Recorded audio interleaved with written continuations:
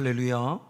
오늘도 굿TV에 함께 하시는 여러분들을 예수님으로 사랑하고 축복합니다. 하나님께서는 로마서 1장 17절에 말씀하시기를 복음에는 하나님의 의가 나타나서 우리를 믿음으로 믿음에 이르게 하신다라고 말씀합니다. 우리의 믿음의 여정을 믿음으로 시작해서 믿음으로 마칠 것을 말씀하셨으니 믿음으로 시작하는 순간 로마서 10장 9절의 말씀에 입으로 예수를 주로 시인하고 마음으로 하나님께서 예수를 죽은 자 가운데 살리신 것을 믿으면 구원을 얻는다고 표현했고, 믿음에 이르는 신앙을 가질 때 로마서 10장 10절의 말씀에 계속하여 마음으로 믿고 입으로 시인하여 구원에 이른다라는 말씀을 우리에게 가르쳐주고 있습니다. 곧 믿음으로 믿음에 이른다는 신앙은 우리의 신앙이 자랄 것을 말씀해 주는 겁니다.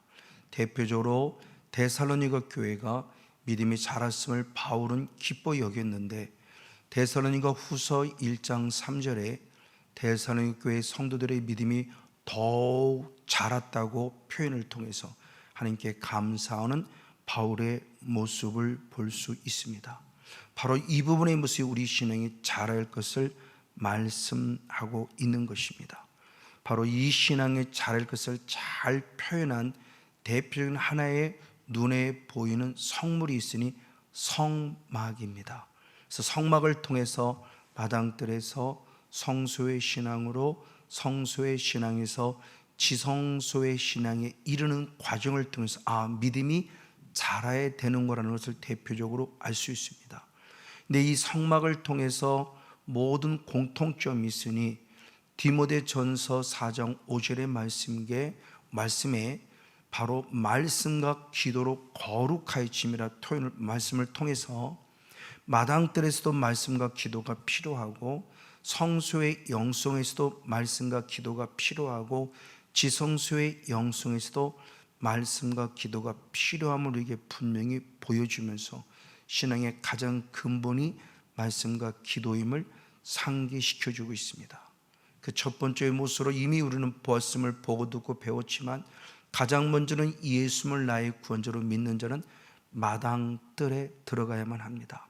그래서 레위기 4장 25절의 말씀에 번제단에서 우리 죄의 문제를 해결해야 되니 예수의 피를 통해서 죄 사함 받는 속죄 은혜를 입을 것을 말씀해요. 그리고 들어가서 이제 물두멍을 통과해야 되는데, 물두멍에서 우리에게 무엇을 말해주느냐?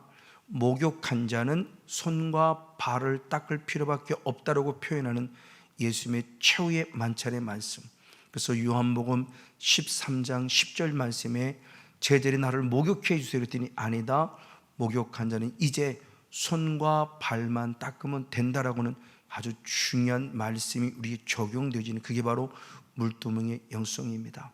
그래서 성경적 관점으로 봤을 때 이 물은 무엇을 표현하냐? 하나님의 말씀을 상징하고 있습니다. 그래서 로마서 10장 17절 말씀에 믿음은 들음에서 나며 들음은 그리스도의 말씀으로 말미암아 말하며, 우리의 신앙의 출발점이 하나님의 말씀을 상기시켜 줍니다. 그래서 비록 어린아이 신앙의 마당들의 신앙이지만 이제는 말씀을 읽기 시작해야 되고 듣기 시작해야 말합니다. 왜?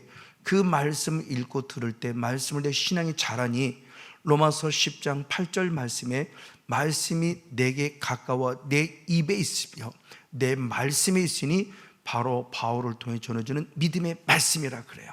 그 말씀이 레마인데, 레마의 말씀이 들려줄 때 내 입에 있고 내 마음에 있다는 것입니다. 그 말씀의 신앙의 출발점이 로마서 10장 9절의 말씀에 그 말씀이 내 입에 있음에 입으로 예수를 주로 시인하고, 그 말씀이 내 마음에 있음에 내 마음속에 예수님이 죽으셨다 살아난 것을 믿을 때 구원이 있음을 상기시켜줘요. 맞습니다. 이에 베드로 똑같은 말씀을 하죠. 그래서 베드로전서 1장 23절의 말씀에 우리가 거듭난 것은 썩어질 씨로 말미암은 것이 아니라 썩지 아니할 씨, 지금도 살아있고 항상 있는 하나님의 말씀으로 말미암아 거듭났다고 표현하며, 우리 신앙의 출발점이 말씀임을 가르쳐 줍니다. 그러면 구원을 얻었다고 끝나냐? 아닙니다. 계속 이어서 로마서 10장 10절의 말씀에 역시 계속해서 마음으로 믿고 입으로 신의 구원에 이른다고 표현할 때 말씀을 계속 읽고 계속 들으면서 입과 마음속에 있는 말씀이 선포돼서 구원에 이를 걸 말씀해요. 역시 베드로도 똑같은 말씀을 하죠. 베드로전서 2장 2절의 말씀에 우리가 구원이 이르도록 자라기 위해서는 어린 아이들과 같이 순전하고 신령해서 사모해야 된다고 말하며 말씀은 사모하는 자가 구원에 이르도록 자랄 것에 대한 부분의 모습을 분명히 말씀해 주고 있습니다. 맞습니다. 이제 이런 신앙을 통해서 물두멍까지 통과한 나는 이제 성소라는 거룩한 곳으로 들어가야만 합니다. 이 성소와 마당들의 차이가 있어요. 마당들은 빛으로 사는데 이 성소는 세상의 빛으로 살아갈 수 없어요. 오직 등대의 빛으로만 살아갑니다. 그래서 이것은 무엇을 말씀하느냐? 세상의 빛이 들어올 수 없는 이 등대의 이 성소의 영성은 바로 오직 하나님의 은혜로만 살 것을 말씀할 때 세상을 사랑하지 말라는 것이죠. 그래서 요한일서 2장 15절의 말씀에 세상에 있는 모든 것이 육신의 정욕, 안목의 정욕, 이생의 자랑이니 이것은 아버지께로 온 것이 아니라 세상으로부터 쫓아온 것이라고 말하며 세상을 사랑하지 말아야 될 그런 부분을 분명히 말합니다. 그럼 세상은 누구부터 온 것이냐?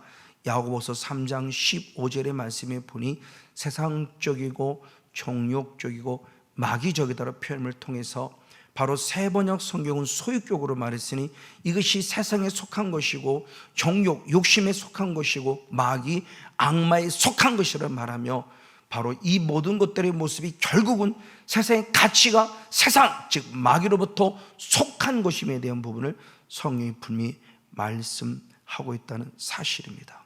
그래서 우리들의 참된 신앙의 도가 무엇이느냐? 세상을 사랑치 말아야 된다는 것이죠. 그래서 요한에서 다시 한번 2장 15절의 말씀을 보면 세상을 사랑치 말라, 이는 바로 하나님과 원수가 된다고 표현함을 통해서 아버지의 사랑이 그 속에 없으니 세상을 제거해야 될 필요성을 말해요. 맞습니다. 그래서 결국 이 등대는 누구를 표현하냐? 예수 그리스도를 표현합니다. 그래서 레위기 24장 3절의 말씀에 우리 제사장들의 요구하는 사명이 있으니 바로 저녁부터 아침까지 이 등불에, 이 등잔불에 불이 꺼지지 않도록 계속적으로 기름을 채워야 될 책임이 왕같은 제사장인 우리들에게 있음을 얘기해요. 즉 예수 그리스도 그 빛으로서의 사명을 감당할 수 있는 그런 일꾼이 되라고 하는 것이죠. 그래서 요한복음 8장 12절의 말씀에 나는 세상의 빛이니 나를 따르는 자가 어둠에 다니지 아니할 것이라 표현하며 세상의 빛으로 오신 예수님, 그럼 세상의 빛으로 오신 예수 우리들에게 무엇을 부어주시냐? 사도행전 2장 33절의 말씀에 예수님이 이 땅에 오셔서 십자가에 죽으셨다가 주님 품 안에 승천에 올라가신 이후 아버지로부터 성령을 받아서 우리에게 성령을 부어 주셨다고 말씀하고 있어요. 이 똑같은 말을 사도 바울도 말하고 있으니 디도서 3장 6절의 말씀에 바로 예수로 말미암아 성령이 기름 부어진다는 사실을 통해서 빛으로 오신 예수는 성막의 영성 가운데 우리에게 성령의 기름을 부어준 것을 말합니다. 즉 우리가 성소의 영성 안에 들어와서 한 예수 그리스도를 빛으로 만나고 성령의 기름 부음 받아서 우리가 신앙생활할 것을 말해요. 그럼 성령의 기름 부음 받고 어디로 가느냐? 분향단으로 가야 됩니다. 그냥 분향단에서 가장 먼저 것이 역시 뭐냐? 기도의 영성 가운데 레위기 바로 4장 아주 중요한 7절, 6절의 말씀을 7절의 말씀을 통해서 보면 너는 분향단에 예수의 피를 뿌려라고 말하며 다시 한번 피 뿌림의 은혜가 분향단에 있을 것을 말해요.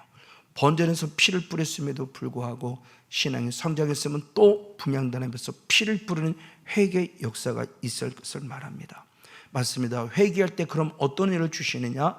사도행전 2장 38절의 말씀에 회개하라, 죄사함 받을 것이고 성령을 선물로 받으리라. 아멘. 맞습니다. 그럼 이 성령의 심령은 무엇 해야 되느냐고 했을 때 유다서 1장 20절에 성령으로 기도하라고 말씀했어요. 역시 사도 바울 똑같은 말씀을 에베소 6장 18절의 말씀에 성령을 힘입어 무시로 성령 안에 기도할 것을 말씀했으니, 성령 받고 은사가 나타나는 것도 중요하지만 인격적인 성령을 힘입은 우리는 기도의 영성을 찾아가는 분향단의 영성의 회복이 필요함에 대한 부분을 말씀해 주고 있습니다. 그리고 이어서 역시 계속해서 이제 성령의 조명 속에 어디로 가야 되냐? 떡상으로 가야 됩니다. 그래서 출애굽기 참 레위기 24장 8절 말씀에 보면 매 안식일마다 떡을 진설하라 표현하며 우리는 늘 살아있는 생명의 떡을 따뜻한 온기가 있을 때 먹을 것을 말씀하고 있으니 매 안식일마다. 그럼 떡이 무엇이냐가 중요하겠죠. 예수는 스스로가 말씀하기를 요한복음 6장 35절의 말씀에 내가 곧 생명의 떡이니 나로 인하여 먹는 자는 절코 줄이지 않을 것이라고 표현함을 통해서 당신 스스로가 생명의 떡임을 말해요. 그럼 생명의 떡이라 했을 때 그 떡이 뭐냐는 겁니다. 왜 떡이 생명이냐 그러는 겁니다. 주님이 친히 말씀하길 요한복음 6장 63절의 말씀에 살리는 것은 영이다. 영이를 살린다는 겁니다. 그럼 살리는 영은 뭐냐? 내가 너에게 이른 말 그랬습니다. 예수님이 우리에게 일러주신 말, 그 말씀이 레마입니다. 예수님이 우리에게 일러주신 말씀이 곧 영이요 생명이라.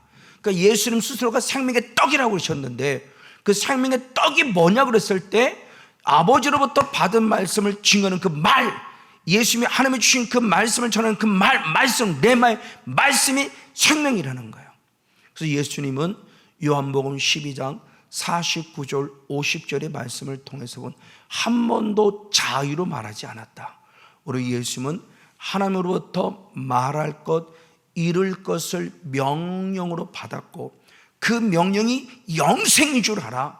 그 받아진 아버지도 받은 그 말씀을 있는 그대로 우리에게 일렀다, 가르쳐 주었다, 전파했다, 전하였다는 말씀이죠. 맞아요. 예수님 스스로가 아버지로부터 명령을 받은 말씀을 우리에게 그대로 일러주셨어요. 그 여호와의 말씀, 예수님이 주신 말씀, 아버지의 말씀이 바로 생명의 떡이라는 기준을 가르쳐 줍니다. 그래서 요한복음 6장 51절 말씀에 나는 하늘로서 내려오는 생명의 떡이니 그러면서 이 떡을 먹는 자는 영생하리라 그러면서 생명의 말씀을 끝까지 먹고 자란 자가 구원 얻을 것을 그랬어요. 먹는다고 표현했어요. 그래서 하나님은 에스겔 선지자를 통해서 에스겔서 3장 3절의 말씀에 두루마리를 내 배에 채울 것이며 네 창자 채우라 그랬을 때 내가 먹으니 그 입에서 달기가 꿀 같다라고 표현합니다. 먹으라고 하신 주님의 말씀이 우리에게 채우셨어요. 그 먹으라는 것을 달리 표현하면 데살로니가 전서 2장 13절의 말씀에 하나님의 말씀으로 받았다는 거예요. 데살로니가 성도들은 사도 바울을 통해 주어지는 말씀을 사람의 말로 받지 아니하고 하나님의 말씀으로 받았다고 표현해요. 이 똑같은 말씀이 사도행 10장 33절의 말씀에도 기록되어 있으니 고넬료가 베드로가 전해주는 말씀이 아니라 베드로를 통해서 주어진 하나님의 말씀을 듣고자 아버지 앞에 무릎 꿇었다라고 하는 이 신앙, 이게 바로 성소의 신앙 안에서 성령의 조명 가운데 말씀을 대하는 우리의 자세입니다. 그 열매가 뭐냐? 사도행 10장 44절의 말씀에 말씀을 듣는 순간 성령을 받았다는 거죠. 이게 바로 믿는 자에게 따른 역사입니다. 그래서 우리는 반드시 성소의 신앙 안에 일어나서 성령 조명 가운데 이제는 기도의 분량을 채우고 말씀을 통해서 더 충만한 영적인 주인이 될 것을 말씀해 주고 있습니다. 그리고 이제 다시 한 단계 더 나아가 지성소로 가야 되는데 지성소로 가기 전에 통과할 부분이 있어요. 바로 휘장이라는 과정을 통과해야만 합니다. 이 지성소가 결국 이 휘장이 뭐냐는 겁니다. 그래서 레위기 4장 6절 말씀에 이 휘장 앞에서 피를 7번 뿌리라 그래요. 번제단에서 피를 뿌리라 그랬고 분향단에 피를 뿌리라고 그랬는데 이제 지성소에 들어가는 휘장 앞에서는 7번 뿌리라고 그래요. 이게 아주 중요한 영적 교훈을 줍니다. 7번 뿌리라는 것은 완벽하게 더 거룩하고 깨끗하라는 것이죠. 그만큼 주님은 거룩한 본인인 본질이 더 우리의 본질도 깨끗하길 원하는 거죠.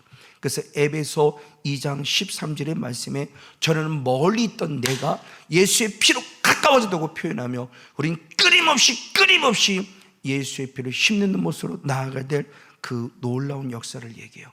그걸 히브리서 기자가 그랬죠. 히브리서 10장 19절의 말씀에 예수의 피로 말미암아 성소에 들어갈 담력을 얻었다는데 그 성소가 바로 새번역 성령을 비롯한 모든 다른 번역본은 다 지성소로 해석이 됐어요.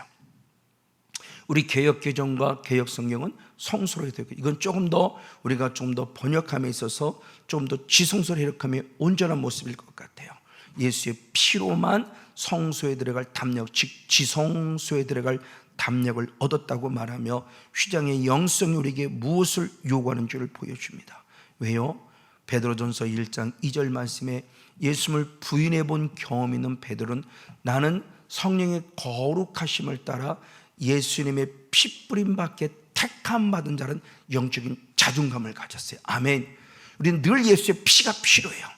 그래서 번제는 피를 뿌렸고, 또 분향단에 피를 뿌렸고, 또 지성소로 들어가기 전에 휘장 앞에 또 피를 뿌리는 계속적인 피 뿌림 은혜가 필요한 피 뿌림에 택함 받은 자라는 것이죠. 그러면서 이 휘장이 또 무엇을 요구하고 있느냐? 히브리서 10장 20절의 말씀을 통해서 보면 이 휘장은 우리를 위하여 휘장 가운데 열어놓으신 새롭게 산 길로서, 이 휘장은 바로 예수님의 육체이라는 거예요. 이건 뭐를 상징해? 예수님이 십자가에서 죽으심을 상징하고 십자가에 죽으실 때 휘장이 찢어짐을 보여줍니다. 그래서 마태복음 27장 51절에 진짜 십자가에 죽는 순간 휘장의 위에서 바로 쫙 갈라서 둘로 나뉘어져 이제 지성소로 들어가는 길을 열어주셨어요. 즉 휘장은 예수님의 죽으심을 말하는데, 그럼 주님은 예수님의 죽으심을 끝나냐? 아니다. 우리도 똑같이 그 길을 걸어가길 원하세요. 예수님이 기도하셨기에 우리도 기도하라고 말씀하셨고, 예수님이 전도하셨기에 우리에게도 전도하라고 말씀하셨고, 예수님이 어둠을 쫓아내셨기에 우리에게도 어둠을 쫓아내라고 말씀해요. 다 이루었다고 말씀하셨기 때문에 너희는 안 해도 돼가 아니라 다 이루었으니 너희도 하라는 겁니다. 우리도 말씀을 이루어가는 영성이 필요하니 바로 십자가의 죽으심을 강조하죠. 그래서 마태복음 16장 24절의 말씀에 내가 나를 쫓으려거든 자기를 부인하라, 그리고 너의 십자가를 지라, 그리고 나의 십자가를 쫓으라 그래요. 이 지금 우리에게 적용되어져야 돼요. 맞아요. 지금 이 순간 성건용 목사라는 사람이 내가 철저히 부인되어지고 내가 십자가 앞에 죽어져야 되고 예수님의 십자가를 걸어가는 자가 됐을 때 내가 진정한 바로 휘장의 영성 안에 관한 것임을 얘기를 해줍니다. 이 십자가의 은혜가 우리에게 주어진 은혜에 나도 죽어야 된다는 거죠. 그 사도 바울이 고백합니다. 갈라디아 2장 20절 상반절의 말씀에 보면 내가 그리스도와 함께 십자가에 죽었다라고 표현해요. 너무너무 중요한 고백입니다. 우리가 너무나 잘 아는 말씀이에요. 그러나 이거 영의 세계를 조금 알고 다시 이 말씀이 깨달은 것은 아주 신비한 진리가 있음을 또한 깨닫게 됩니다. 그럼 죽음으로 끝나냐? 아닙니다. 역시 갈라디아 2장 20절 중반절과 하반절의 말씀은 이제는 내가 사는 것이 아니요 내 안에 그리스도가 사신 것이라. 그래서 그분이 나를 사랑하사 나를 십자가에 죽으시고 살아시고 예수, 그 예수를 믿는 믿음으로 산다고 표현하며 이제 나는 십자가 앞에 죽었으니 이제는 내가 사는 것이라. 내 안에 신 예수를 주인 삼고 그 예수를 왕으로 삼고 그 예수를 믿는 믿음 안에 살아가 될 삶을 분명히 얘기해줘요. 나는 죽고 내 안에 예수로 말미암아 살아나는 것을 성경이 설명하고 있다는 것이죠. 이것이 십자가에 지신 목적과 이유이기도 해요. 그래서 주님 스스로 말씀하시기를 고린도후서 5장 15절의 말씀에 내가 십자가에 죽으신 이유를 얘기할 때 이제는 자기를 위해 살지 말고 성목사 너를 위해 살지 말고 너를 구원하게 십자가에 신 나, 이제는 나를 위해 살라고 말하며 이제 우리의 신앙의 핵심이 나는 죽고 오직 예수만 위해 살아나는 것을 정확하게 말씀해 주는 것이 바로 휘장의 영성을 통해서 가르쳐주는 하나님의 귀중한 말씀입니다. 이 삶을 실제로 살아간 사람들이 있어요. 누구냐? 대표적으로 여호수아죠. 그래서 여호수아서 24장 14절 15절 이후의 말씀에 보면 오직 나와 내 집은 여호와만 섬기리라, 여호와만 섬기라 말하며 귀한 신앙의 고백을 드리고 있습니다. 이것이 지금 우리들에게 필요한 거룩한 영성이에요. 세상과도 사는 것이 아니라 세상과는 전혀 상관없이 이 세상의 가치를 완전히 끊어냈기에 오직 예수로만 살아간다는 사실을 강조해주는 아주 중요한 말씀이죠. 또는 이 삶을 살아간 적이 있으신 누구냐? 바로 사도 바울이었습니다. 사도 바울은 말합니다. 로마서 14장 7절 말씀에 자기를 위해 사는 자도 없고 자기를 위해 죽는 자도 없다고 표현한 그는 로마서 14장 8절 말씀에 이제는 내가 살아도 주를 위해 살고 죽어도 주를 위해 죽나니 나는 주의 것이라는 신실한 신앙의 고백을 통해서 휘장의 영성으로 사는 우리들이 과연 어떻게 살아갈 바를 말하고 있습니다. 그리고 특별히 이 죽음이 한 번의 죽음으로 끝나지 않습니다. 로마서 15장 31절의 말씀에 보니 날마다 죽었다고 표현해요. 제가 잘 알고 있는 어느 목사님이 당신의 신앙의 요소 속에서 목회자로 살아감 속에서 내 안에 남은 영적 찌꺼기 때문에 많이 고민해요. 그러면서 그가 그림을 그릴 때 나는 죽었다는 겁니다. 그래서 무덤을 그리고 무덤 속에 누워있는 나의 모습을 보여주는데 놀랍게도 이 죽은 내가 날마다 부활해서 내 분노가 살아나고 내 감정이 살아나고 내 혈기가 살아남을 보면서 주 앞에 통탄하는 모습을 보여주고 나중에 금식을 통해서 깨닫고 철저히 죽어져 멋진 승리를 보여주는데 맞아요. 그러니까 한 번 죽으면 안 된다는 것입니다. 한 번 죽으면 내 옛사람은 다시 또 부활해요. 그래서 하나님의 영광을 가리워요. 그렇기 때문에 날마다 죽어내는 것을 가르쳐줘요. 그럼 중요합니다. 죽는다고 하는데 도대체 뭐가 죽어야 되는 것이냐는 겁니다. 그냥 막연히 죽는 게 아니에요. 이 고민한 자가 사도 바울이에요. 로마서 7장 21절에 한 영적인 법칙을 깨닫습니다. 선을 행하기 원하는 내 안에 악이 함께 공존하였다는 것을 깨달아요. 충격입니다. 그렇게 성령 충만한 바울도 악이라는 존재가 공존함에 나는 어떤 자느냐? 로마서 7장 24절의 말씀에 오라 나는 곤고한 자로다. 누가 나를 사망의 몸에서 건져낼 거라고 말하며 한탄해요. 왜? 선을 행하는 내 안에 악도 공존해서 내 삶을 곤고하게 만들어가고 사망의 음침한 골자로 인도했음을 알아요. 그래서 또 다른 영적인 법칙을 깨달으니 로마서 7장 23절에 또 다른 나의 법의 모습에 있는 이 잘못된 이 악이란 존재가 결국 나를 죄의 법으로 사로잡는다 그래요. 죄의 법 아래로 사로잡는다 그러는데 그 죄의 법 아래를 사로잡는다 그럴 때 세번역 성경은 나를 포로로 삼았다는 거예요. 그러니까 죄의 종이 되겠다는 거예요. 즉 내 안에 악이란 존재가 죄의 법을 섬기게 만들었고 죄의 법을 섬기게 만들어서 죄의 종노릇하게 만들었다는 끔찍한 사건을 기록하고 있어요. 맞아요. 바로 이 모습을 통해서 그럼 어떻게 하면 이걸 이기지? 그러기에 로마서 8장 2절의 말씀이 있으니 생명의 성령의 법으로 죄와 사망의 법과 싸워 해방되었다는 사실을 통해서 성령으로만 이길 수 있다는 거예요. 그런 내 안에 남은 이 악이란 존재는 뭐냐는 겁니다. 이걸 바울은 옛사람이라고 표현했으니 바로 에베소 4장 22절의 말씀에 유혹과 구습을 쫓는 옛사람을 벗어버리라는 통해서 우리의 삶이 결국 영적 삶을 말합니다. 그래서 로마서 6장 6절의 말씀에 옛사람이 십자가와 함께 죽어졌다는 것은 다시는 죄의 종로로 타지 않겠다는 거예요. 맞아, 다시는 죄의 종로라는 악 휘장을 통해서 죽어질 때 영적 싸움을 통해서 이 존재와 싸워 이겨낸다는 것이니 이래서 디모데 4장 7절 말씀은 내가 믿음의 선한 싸움을 싸워서 믿음을 지켰다라고 표현하니 옛사람의 흔적을 끄집어내므로 믿음을 지켰음을 표현합니다. 맞습니다. 이렇게 영적 싸움을 이기는 바로 신앙이 우리에게 휘장의 영성을 가르쳐 줍니다. 그런 영적 싸움을 싸울 때 어떤 축복을 공급받느냐? 요한계시록 21장 7절의 말씀에서는 이기는 자는 하나님의 나를 유업으로 받을 것이고 나는 너의 하나님이 되고 너는 내 아들이라 인정받는 기회가 됩니다. 휘장의 영성을 통해서 오늘 죽었고 다시 한번 내 안에 예수를 왕으로 삼아 살아났을 때 영적 싸움을 통해서 옛사람을 끊어버리고 하나님의 형상의 새 사람을 존재를 통해서 당당히 영적 싸움의 승리는 주인공 우리 모두가 되어지기를 예수님의 이름으로 간절히 축복하고 축원을 드립니다.